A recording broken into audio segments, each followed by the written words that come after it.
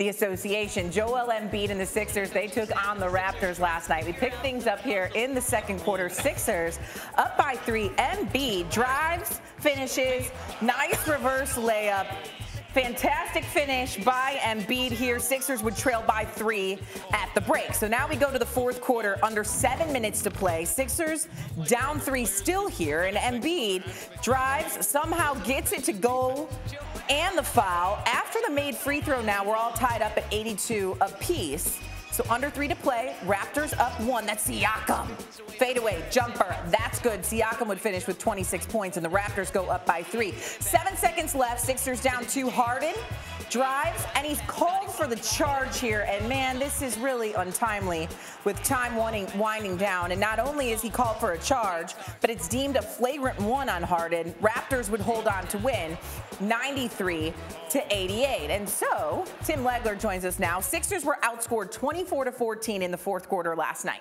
Is this a blip, or is this something we should be worried about, Legs? No, that was as bad an offensive quarter as I've seen all year from any team in the NBA. That kind of ball security that you lack, not getting field goal attempts, being too Harden-centric in their offense. To me, this is a formula for disaster for Philadelphia if they operate their offense in key moments like this. In a one-possession game, you've got to continue to move the basketball. You've got to continue to play fast and play through Joel Embiid more often. I think in the mid-post to low post, he has a tendency to drift out onto the perimeter because he wants to touch the basketball. When they get caught up in letting James Harden play the same way that he played in Houston, which is basically all high ball screen or ISOs, they're going to get in trouble because you're going to see teams load up on him. They don't have a ton of shooting around James Harden on that team. They're not very deep. So now you really are relying on Harden basically to just own the game possession by possession. And it's a formula to get them bounced early in the postseason. So right now, the verdict very much out on this team. I think the key is Tyrese Maxey.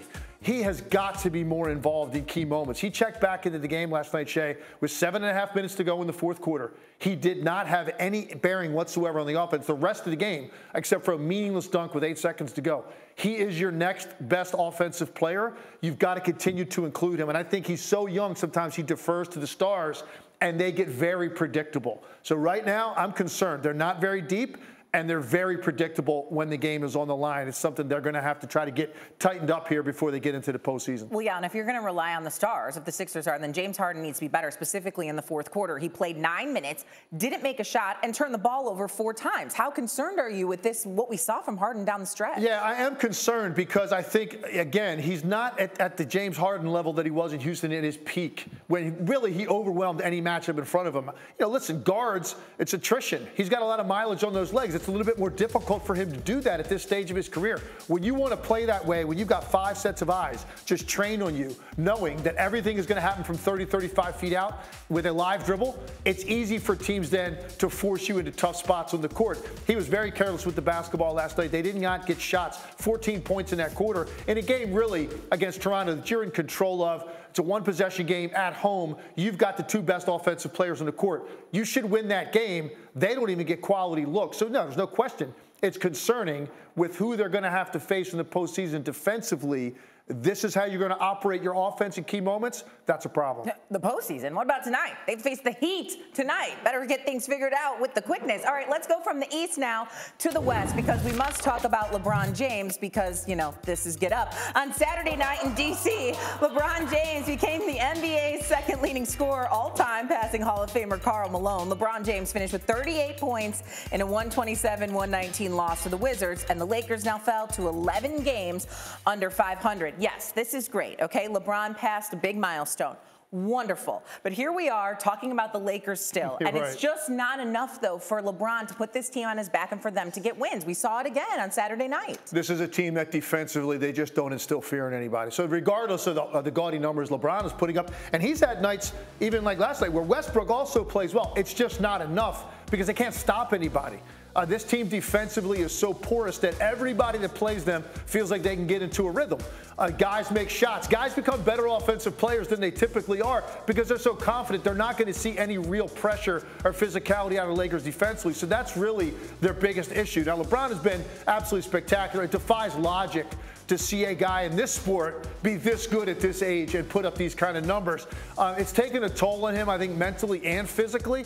He's trying to do everything he can right now to put this entire team on his back offensively, and it's still not leading to the type of wins to make you think they can survive the play-in. They're in real trouble to get into that 9-10 matchup right off the bat and go home after one game.